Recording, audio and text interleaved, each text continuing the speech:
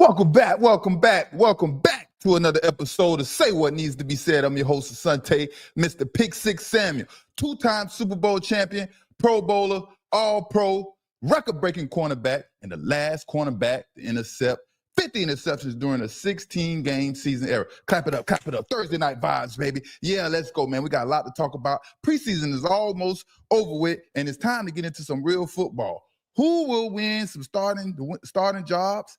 And it's still a quarterback competition out there that is open, man. There's only one quarterback competition is open. But tonight, we had the Steelers versus, who did the Steelers play? The Panthers, and the Patriots versus, who did the Patriots play? I'll think of that soon. But yeah, man, Thursday night vibes, how we doing? Man, y'all join the show. Y'all talk to me, I'll talk back. I see y'all in the chat, man. We're going to have some fun tonight, man, like we always do. And we're going to bring that energy, man, because we got a lot to talk about. But at first, man, the Steelers versus the Panthers, man, what I thought about that game. What did I think about? We didn't get to see much, but there was something I was interested in watching, right? I was interested in watching the secondary put in work for the Steelers. You know, I was waiting to see how the Steelers plan on using their three number one cornerbacks. Jalen Ramsey, Big Play Slay, and Joey Porter, of course. I mean, these are some big names on paper. And what I got to see first, I got to see in base coverage that Jalen Ramsey lined up at safety, while Big Play Slay and Joey Porter lined up at cornerback. And in the nickel package, Jalen Ramsey moved to the slot. Exactly what I predicted. And it sounds awesome on paper. Like I said, it sounds awesome on paper. But that's just paper. And these are just names. Now they have to go out and execute these coverages and put in that work and show that this can work, man, and this will last and be something special, man, because I think they have what it takes to be special, especially if they can get Joey Porter coming along and continue to make progress and get the hands on the ball. But we did get a chance. We did get a chance to see how Jalen Ramsey physical play will be effective on the Steelers defense. Yes, we've seen Jalen Ramsey already running around, and he usually don't play in preseason games.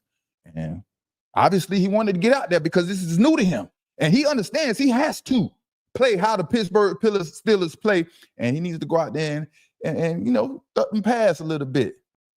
Get him, you know, wake them shoulders up. But this season, let me tell you, I'm telling you, Jalen Ramsey will be all over the field making plays this season. I'm telling you. Because I know talent.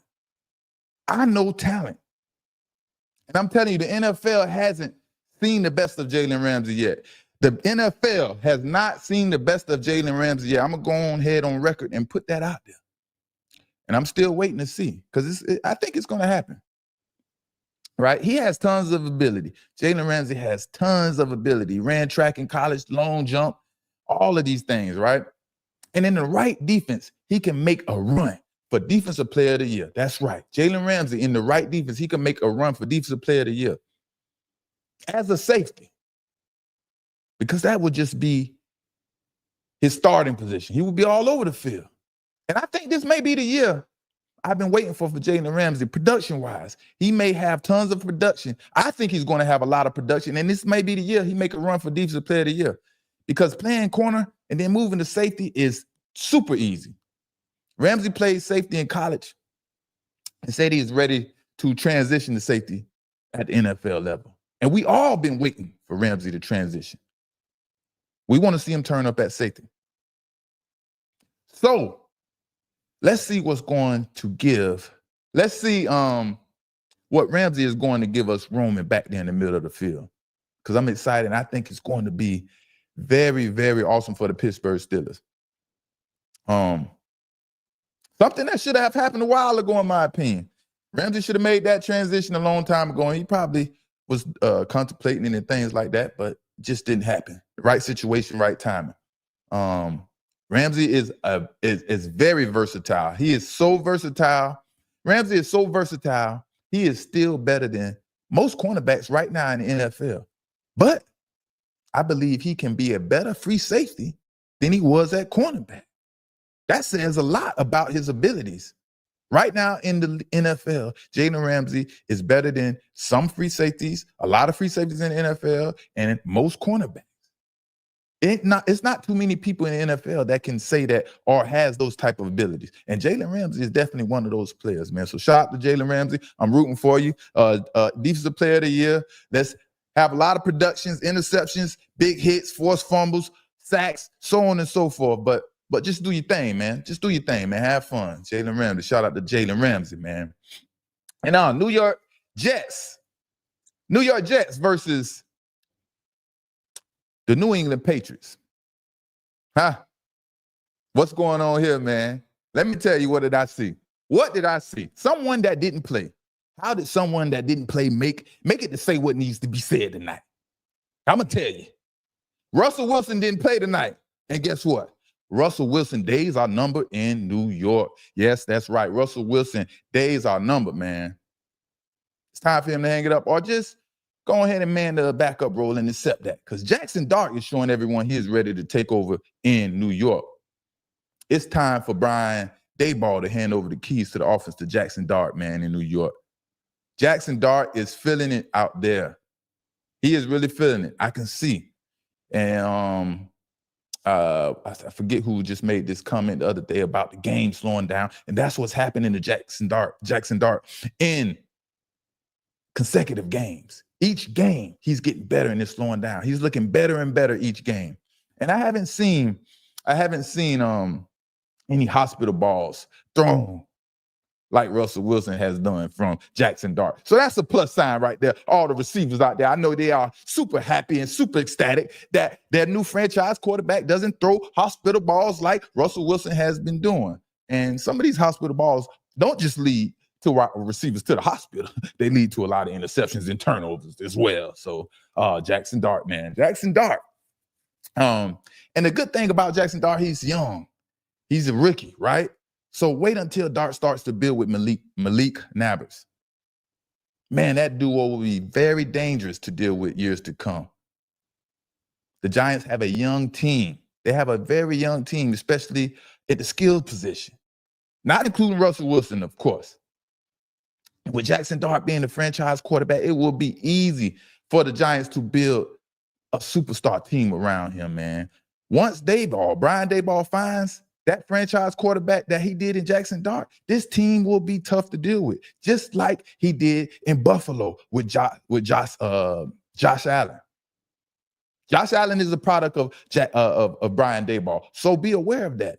He will do the same things, even though Jaxon Dart don't have the same abilities as Josh Allen. But Jaxon Dart is going to be a hell of a player, not just because of his abilities and how good he is.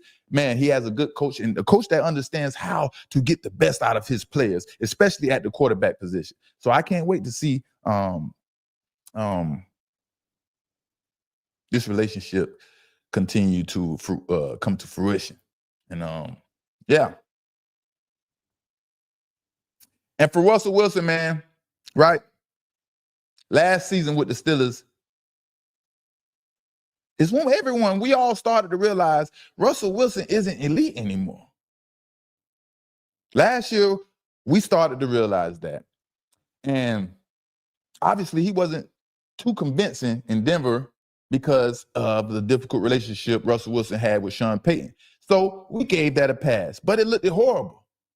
It made Russell Wilson look absolutely horrible, but we gave it a pass because we thought maybe Sean Payton was going too hard on Russell Wilson and he couldn't take it and it was throwing him off his game. But then he goes to Pittsburgh and confirms everything that we thought, that he isn't elite anymore. Russell Wilson has surpassed or has lost that elite status.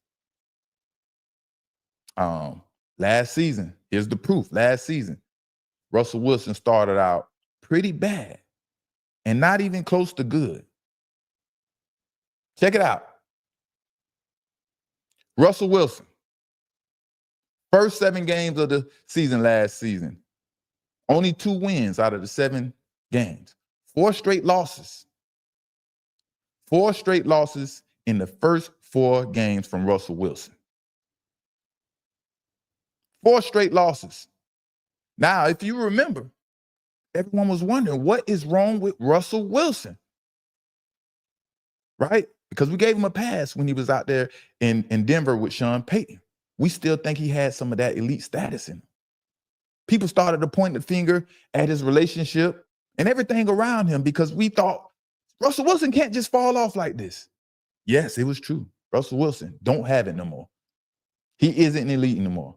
It is time for Jaxon Dart to take over, right? And if Russell Wilson is going to have this type of start that he had last season with the Pittsburgh Steelers, I don't see any reason why not go with Jaxon Dart, man, from the first game of the season. Dart will bring more energy to the team. His youthfulness will relate to the players much better than Russell Wilson will. Of course, man, they're going to be growing pains with Jaxon Dart like tonight, as far as Jaxon Dart not falling to the ground, taking chances, filling the NFL out a little bit. But he will contribute much more to the team than Russell Wilson will mentally, physically, in every which aspect you can think of, besides wisdom. But can you imagine Russell Wilson going out on the field 2 times a year, 2 times every season against the Eagles front 7? That will get ugly. I'm sure that's when the last days of Russell Wilson playing quarterback or starting as the #1 quarterback will be over. When he has to face those Philadelphia Eagles and them dogs and them big monsters, man. Jaxon Dart, come on in, baby. I am officially the backup quarterback. I no longer desire to be the starter after them Eagles get a hold of Russell Wilson. So I look forward to see Jaxon Dart and Malik Nabers, man, hooking up, and Jaxon Dart just taking over that offense, man, with Brian Daboll. I can't wait to see it, and it's going to happen sooner or later. So, yeah, man, yeah. Let's go. Preseason football is underway, man, and we got to get into this Shedeur Sanders and what is happening with Shedeur Sanders.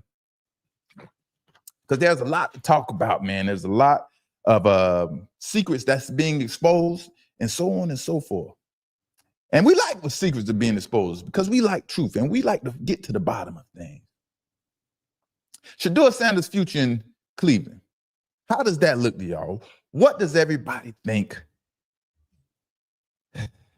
is going to happen to Shedeur Sanders? Is he going to end up being a starting quarterback? Are they going to give him a fair chance, or are they going to continue to play around him, Now, everybody understands, and it's no secret, the Browns named Joe Flacco the starting quarterback. And what is so crazy about that to me is head coach Kevin Stefanski said Kenny Pickett had a legit chance to start, right?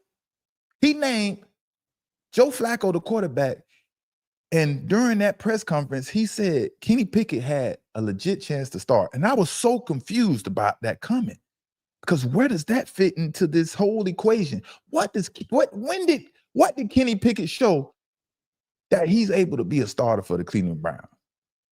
Now, what does Shedeur Sanders' future look like in Cleveland? And we all know first impression is the best impression, right? And Shedeur Sanders' first impression to the Cleveland Browns was not only good, it was really good, especially for a rookie. It was really good, right?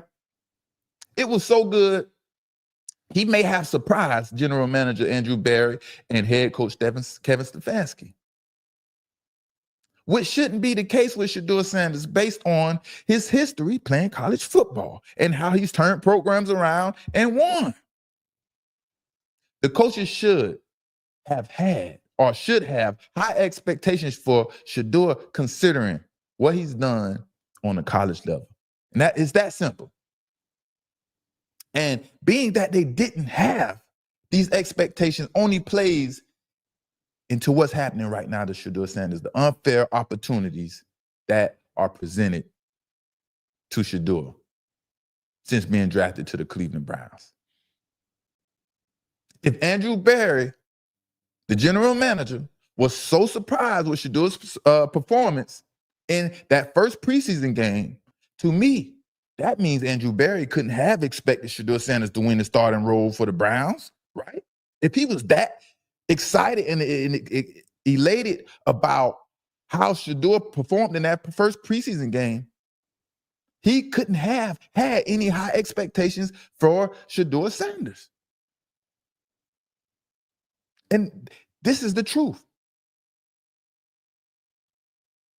And now someone very credible has come out. Someone very credible has come out and state that the NFL intentionally didn't draft Shedeur like we already knew.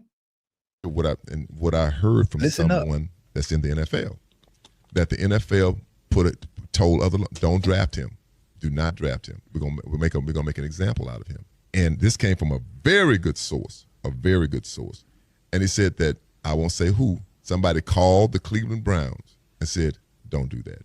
Draft really? him. Yep, draft him. Don't do that. Because they weren't going to draft him either. They weren't going to draft him. Let's listen to this one more time. Everything that I said, he's basically saying it. They wasn't going to draft him. The owner was forced to make this play. He went in there and told the general manager and the head coach, take Shedeur. Riding home in his car. Listen up again. I'll tell you this much here, what I heard from someone that's in the NFL, that the NFL told other, don't draft him, do not draft him. We're gonna make an example out of him. And this came from a very good source, And he said that, I won't say who, somebody called the Cleveland Browns and said, don't do that. Draft really? him. Yep, draft him. Don't do that. Because they weren't going to draft him either. They weren't going to draft him.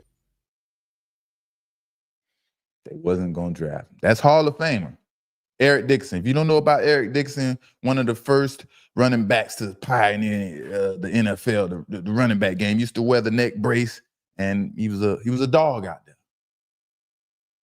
But someone called the Cleveland Browns from what he's saying and said, don't do this. Don't draft him. Stick to the code.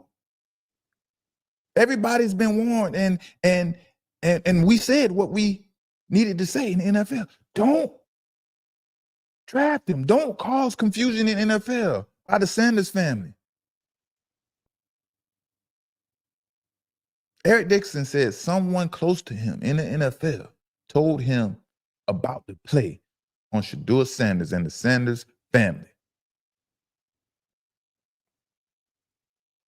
And I don't know this man to be a lie. He's 100% credible in my eyes. I haven't heard anything about Eric Dixon making false statements, lying, and so on and so forth. He has no reason to lie. We all believe this is true because ain't no way in the world these people thought the quarterbacks drafted before Shedeur Sanders are better than him. Cam Ward was the only possibility. That's the only possibility, Cam Ward. It's no way Shedeur Sanders drops to the 5th round unless what Eric Dixon has said is happening. Now, everyone understands that Joe Flacco is a temporary fix. I've been saying that from the beginning. It seems like the media steals my commentary and my hot takes, and they just go on and go with it. Now I see Ryan Clark talking about the Jaguars drafting Travis Hunter was a mistake. All right, whatever. I'm the one that said that. But whatever. Now Joe Flacco. Joe Flacco is a temporary fix. Everybody can see that. Some people say he's not. What would they do besides Joe Flacco? Now, starting Joe Flacco in my eyes is setting the team back. It's not making the team go forward. This is setting the team back by starting Joe Flacco. And it shows that there's a lot of confusion moving ahead in the future. Somewhere down the line, Kevin Stefanski will have to decide, when is it time to put Joe Flacco on the bench where he belongs, as a backup, third, or whatever? Because, yeah, that's what Joe Flacco is at this state, this time in his career. That's just the way it is. It's even possible Joe Flacco can be pulled in the first game of the season that he starts in. It's very possible. It's highly possible. The chance of that happening is very high. So, Every quarterback right now has to stay ready and be ready, and particularly Shedeur Sanders, because he's going to get an opportunity. Guys are hurt. Hamstrings not healthy. Players are older. Kenny Pickett haven't lasted a whole season, if I remember correctly.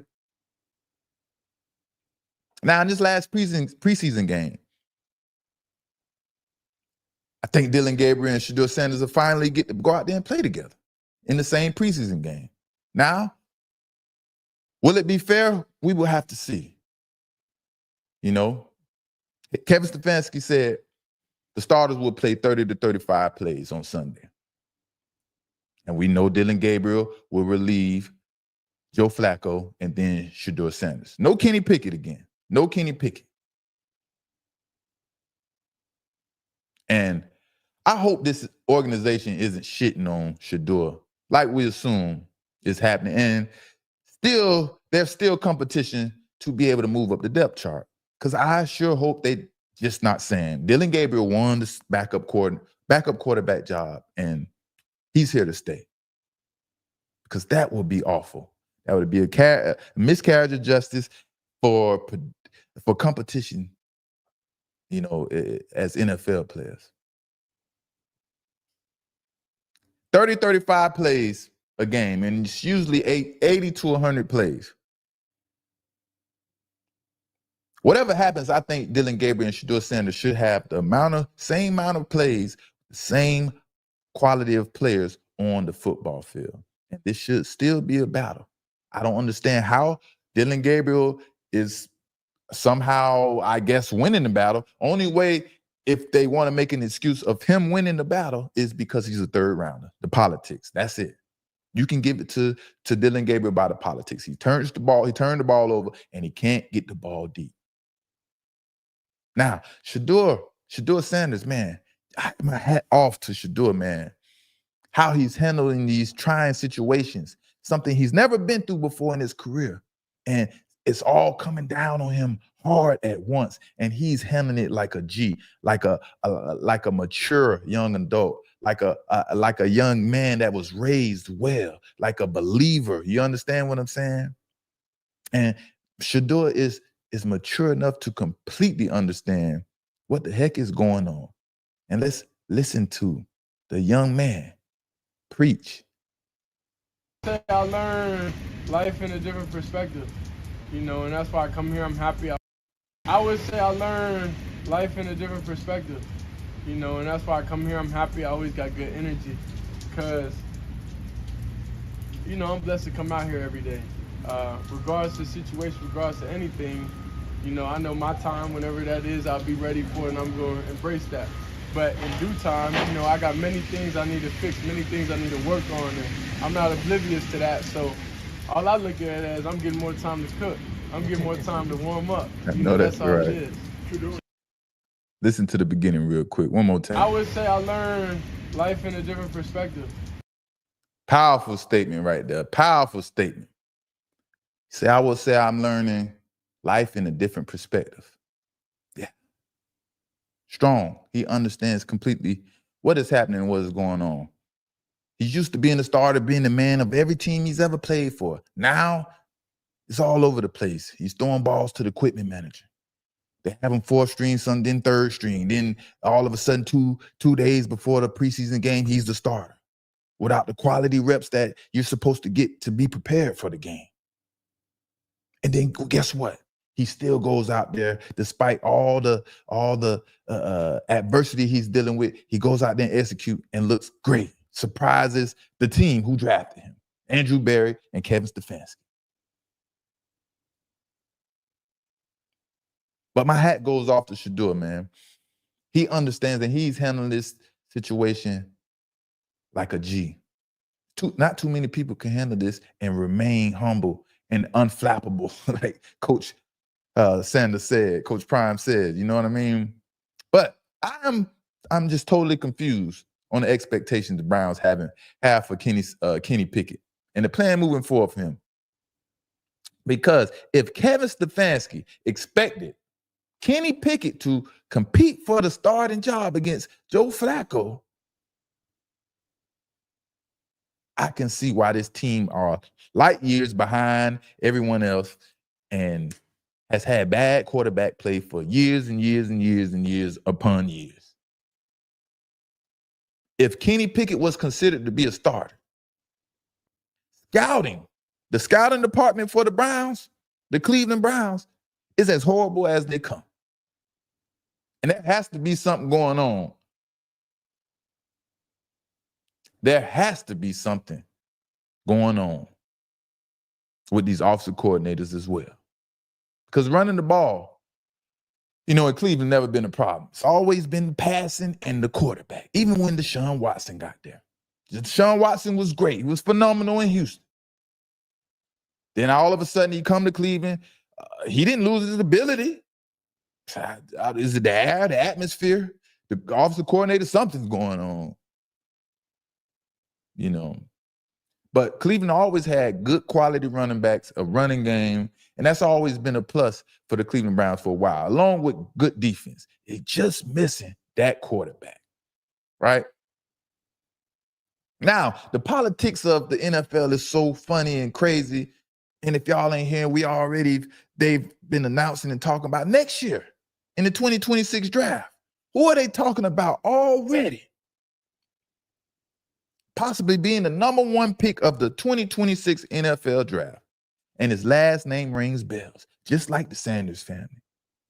But only thing different is the race, obviously. In the chat, who is they talking about? Possibly having connections with the Cleveland Browns and being the number one overall pick in the next year's draft. Does anyone in the chat know? Archie Manning. Y'all know the name Archie Manning. You got Peyton Manning, Eli Manning, and Archie Manning. Next year, 2026 draft, they're talking about Archie Manning Jr. being the consensus number one overall pick. And what's so crazy about Archie Manning Jr. projected to be the number one overall pick is he barely has any college film. Barely has any college film, and they're talking about him being the number one overall pick. And this is only because of his last name. You can't even, there's no other, you're not even hiding it. This is not even being hidden.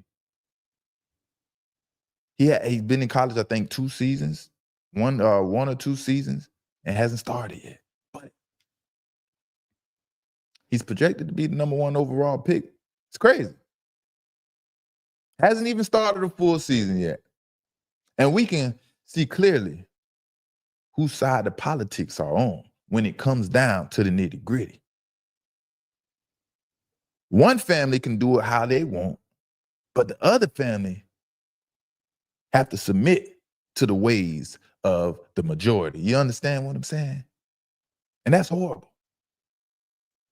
How can you hate one family last name and the other family gets everything handed to them on a silver spoon, with a silver spoon, on a silver platter?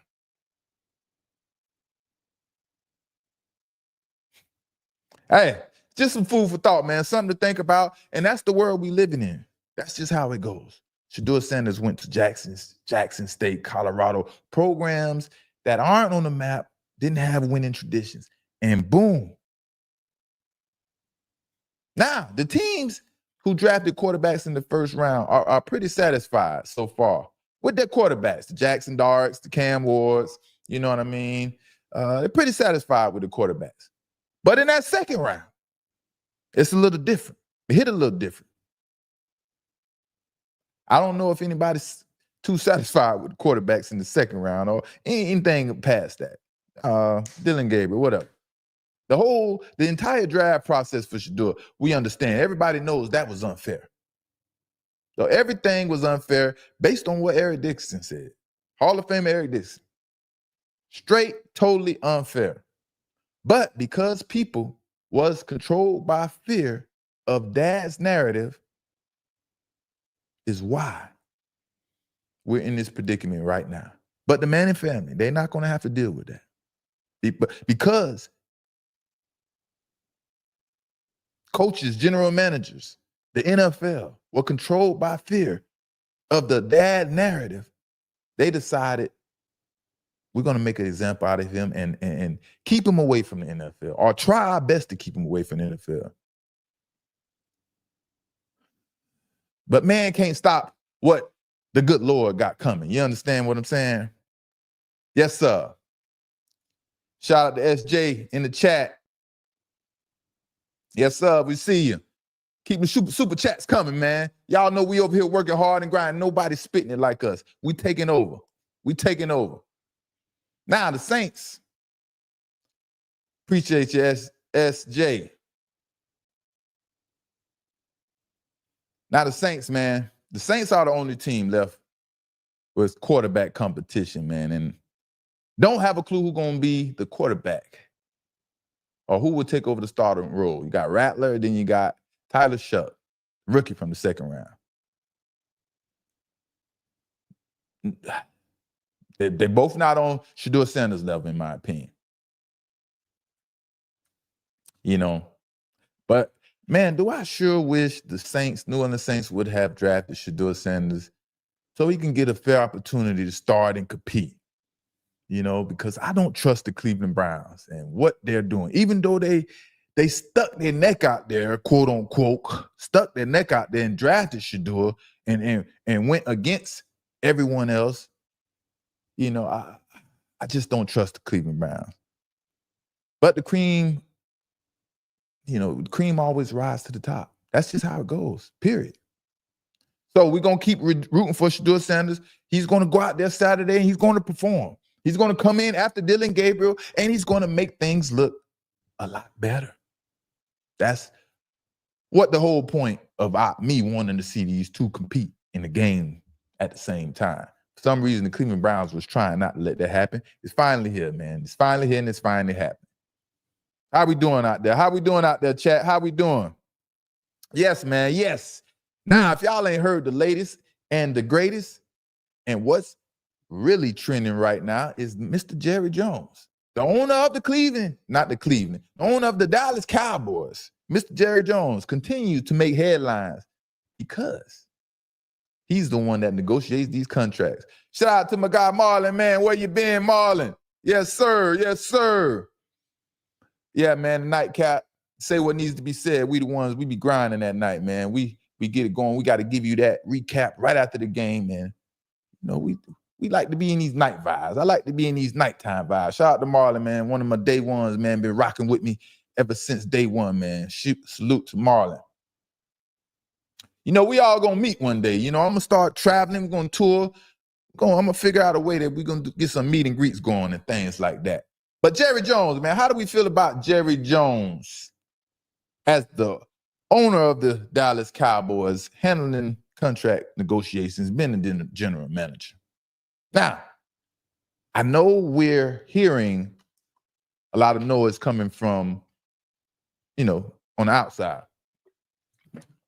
But we have something to talk about tonight. Because I don't know who to blame in this contract dispute between Jerry Jones and Micah Parsons. At first, I wanted to blame Jerry Jones, but I had to pump my brakes a little bit. Jerry Jones, as we see, continues to discuss contract negotiations about his players with media personalities in the public's eye, right? For everyone to see and to talk about. Now, one thing is for sure, Mr. Jerry Jones is a businessman, and it's been that way for a while. And obviously, he's used to getting deals done. Ain't no secret about that. He's been doing it for years upon years, making plenty of players the highest paid at their position. Now, I'm about to play a clip, and if what Jerry Jones is saying is actually true about giving Micah Parsons guaranteed money, I don't know. Who do we start to point the finger at, right? The highest guaranteed for a defensive player in the NFL right now is $123 million. And that was signed. And the recipient to those $123 million guaranteed is obviously, you know who it is, Myles Garrett. Myles Garrett broke the bank with the Cleveland Browns. So Jerry Jones says he offered Micah Parsons more money than any defensive player in the NFL. More guaranteed money than any defensive player in the NFL. So let's listen to what Jerry Jones has to say, and he's talking about contract negotiations with about Micah Parsons. So let's get into it. To give more money than has ever been given in terms of guaranteed money than anyone ever has as far as a defensive player. I've done that. Now, I am the cat that writes the check. Okay? Now, Micah's got 3 years with the Cowboys left. He's got 3 years. At some point, somebody has to have the say over the other. At some point, it has to be that way. My job is managing the check. Okay? Micah's got to do the playing. Where's the least important part of this whole equation we're talking about? What is the least incremental part of the whole equation? The attorney or the agent. Okay? He works for Micah. Okay? He's not the principal here in any way. In any way. They're in here to make their percentage. They're in here to basically, yes, advise Micah. Come over to the office and I'll show you exactly what I offered Micah. We got it in the back. It's with all written down, everything to go.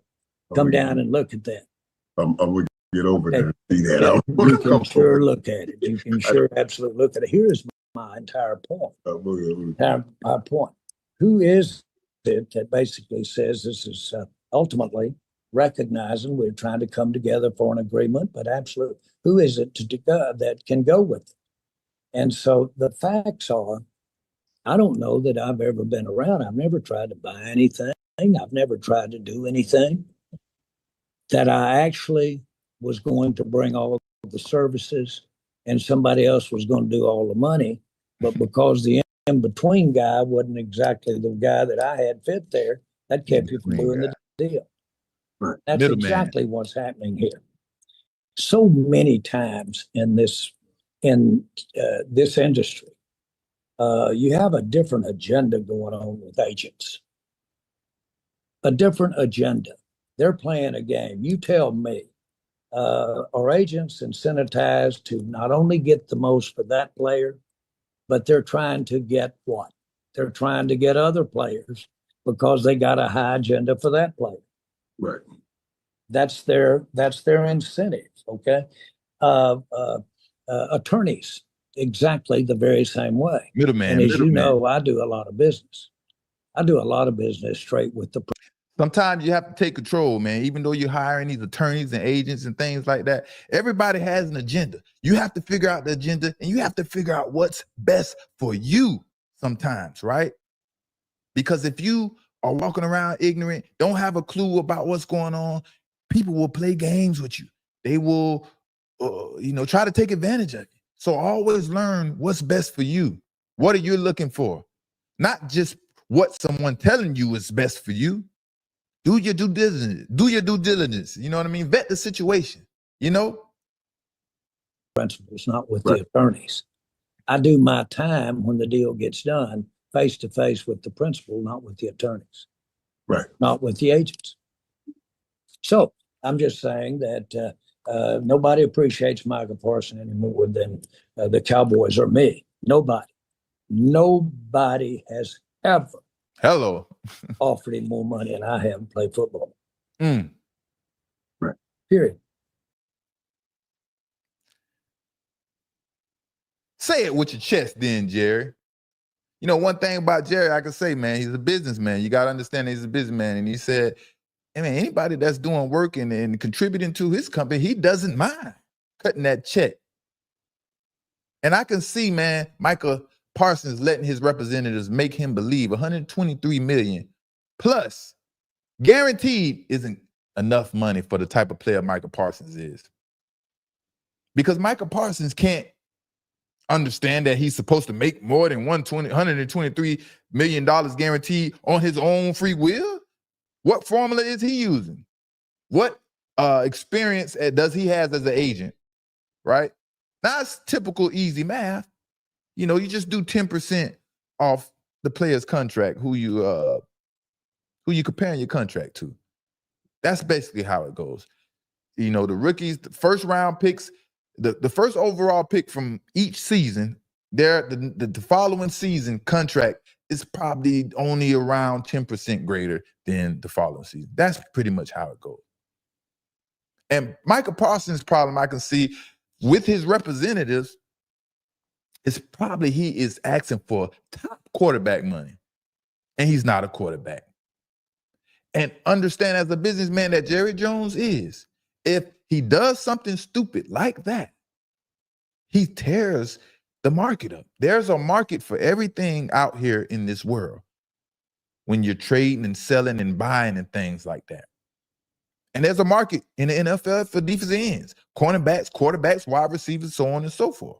So Jerry Jones isn't stupid as a businessman. He understands he can't go out here and make these terrible deals and give Micah Parsons all the money he wants. If that was the case, I'm sure he probably wouldn't mind. You know?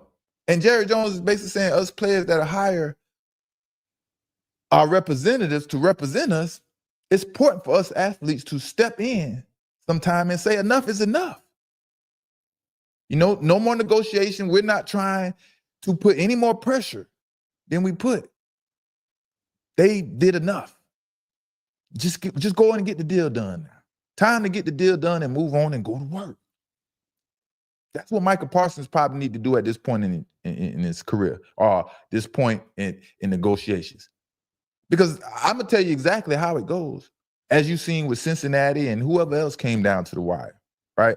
These owners and teams, they will hold strong. They will hold their leverage. They will, they will stay firm as long as they can. But as you get closer and closer to the regular season or the beginning of the season, that's when things start to move and the owners and general managers start to break, as you've seen with Cincinnati and things like that. Jerry Jones already broke because he said, I offered him the most guaranteed money out of any defensive player already. Now, of course, it's always two sides to every story. And obviously, I wonder what Micah Parsons' response would be. And that's probably why he decided to be quiet and said he's not talking to the media no more about these negotiations, because he understands what he say. He might sound so crazy and ignorant because he's repeating what his representatives and management tells him. And I would love to hear what he has to say about that, And if Jerry Jones offered Micah Parsons record-breaking money, this deal would get done. This deal will get done by the first game of the season. This is just how it goes. You try to hold your leverage as long as you can. You try to squeeze every dollar until you can't no more. But I don't see any reason why this deal doesn't get done. And Jerry Jones wants it to be understood loud and clear. As you can see, he doesn't conduct in any bad business. He gets deals done. That's one reason why he probably loves to be in the media and make sure, everything is exposed. So people can't act like, try to control the narrative against him when he knows he does good business. One thing about Jerry, he's a money man. He's definitely the money man, And if you're producing for Jerry Jones and his business, like you said, he doesn't mind cutting a check. He's been cutting the check for years. He said he gave Deion Sanders $13 million when he didn't even have $13 million. The team wasn't even worth $13 million yet. So that says a lot in the character and the business savvies of Jerry Jones. But let's think about this, because this is my thought process of how I see things, right? What if the Dallas Cowboys traded Micah Parsons to make the team better for the future? Sit there and think about that. What if the Dallas Cowboys traded Micah Parsons to hopefully make the team better in the future by getting all these draft picks? To me, I think that's a smart move. I think it's smarter than giving him a new contract. Because there's a lot of pros and cons to giving these contracts. But how do y'all feel about Micah Parson being traded? If Dallas can get 2 first-rounders, they probably can get 3 first-rounders for him. But if you could get 2 first-rounders, along with the first-rounders you already have in the draft, and more equity from other picks in the draft, Dallas can get some quality players to replace Micah Parsons, along with the same caliber status as Micah Parsons. If they luck up in one of these drafts and find them another Micah Parsons. And you probably could get 2 of them. You could have one on offense and one on defense. So when these players hold out and demand these contracts, I always look at the other side of it. Man, I can trade you and get 3 first-rounders and get another one of you in the next year's draft. And now my team has multiple Hall of Famers, all-pro players and things like that, you know? The more great players you have on the team, the better. You know, in my eyes, Micah Parsons is a great player. Don't get it twisted. But he is not a complete one. Micah Parsons is a great defensive end, but he's not a complete defensive end. And what do I mean by a complete defensive end? Yes, he's a flashy defensive end. He gets a lot of sacks. He gets off the ball. He's very quick and fast. He's strong, all those things. He's great against the pass. But if you run the ball at him, he's very average against the run. And that looks good on paper that you can get a lot of sacks. But as a role player, we have to stop the run to win games. Yeah, you're getting sacks and you're getting a lot of recognition, a lot of self-recognition, but this is a team sport. We don't need you making sacks all the time. We need you to make sure that hole, when you're running up the field, isn't left wide open where the running back is just gashing the defense for 10 and 15 yards every play. So there's always pros and cons to everything. So that's just my evaluation, my opinion. And that's how I feel about the situation, man. But Shedeur Sanders, we got to continue root for Shedeur Sanders. And what about Dallas? Dallas Cowboys, I seen someone say it in the chat. Hey, man, they could trade for him. Anybody could trade for Shedeur Sanders at this point. But we're going to wait until Saturday at 1 o'clock and see how this transpires and see, you know, what can unfold in this game, man, because I'm still believing in the situation. Now, I don't know if anyone else would have jumped out there to pull the trigger and draft Shedeur Sanders like the Cleveland Browns did if it wasn't for the owner, Jim hasn't stepped in. So, you know, we're going to wait and see how things play out. Coach Prime is getting ready to gear up. They have a game coming up against Georgia Tech. And football season is here, man. Football season is here. Micah Parsons, y'all, the next time we talk next week or a week after that, Micah Parsons will have a done deal. That contract will be done. And now we'll be talking about how sorry they are and they can't never get it together. You know what I mean? So Thursday night vibes. It's your boy, Asante, Mr. Pick Six Samuel. You know, we in the building Thursday night. We're going to be back Saturday night after the game. Shedeur Sanders done play, you know, Cleveland play against the Rams. And then I'm going to see y'all again, man. I hope y'all had fun. Hope y'all enjoyed the show. And I try to bring y'all that energy every night. Hey, one thing about me, man, I don't never take none of these things I do for granted, man. Me building the community and my people, y'all rocking with me, man. I don't never take this for granted. I don't come up here half-stepping. I come up here with full energy, full excitement, full enthusiasm every time because this is like game time to me, like me and Pac-Man talked about. This is game time to me. This is time for me to talk my shit. And I enjoy doing it, man. So y'all keep supporting the kid. Make sure y'all like, man. Make sure y'all tear that like button up, man. Shout out to Bruce Lee. One time for Bruce Lee in the building. Go Pats. Bruce Lee, man. Bruce Lee has been one of my day ones also, man. So y'all make sure y'all hit the like button. And, man, y'all let them know, man. Say what needs to be said, man. We love to give it to you politically unapologetic. You know what I mean? So Thursday night vibes, man. I had fun tonight, man. I hope y'all had fun. Make sure y'all like, comment. Make sure y'all like right now. How many likes we got? I ain't getting off, man. Till how many likes we got? Don't y'all jump out of this live until y'all like the darn live. Like, comment, subscribe. I'm in the house waking everybody up, the kids and all, because I got to bring that energy. They wake up in the morning and be like, Daddy, you was loud. You was loud last night. It's like, dang, I know. I'm sorry. I'm always loud. So, man, I appreciate y'all, man, from the bottom of my heart, man. And I told y'all, I got a little situation coming up. I'm going to let y'all know I got a little surgery, but don't be alarmed. There's nothing serious. Just, little, what they call it. Just a little mark. Nothing serious to my health or anything like that, So keep me in your prayers, and I'll see y'all next time, man. Thursday Night Vibes, I'll see y'all Saturday. We are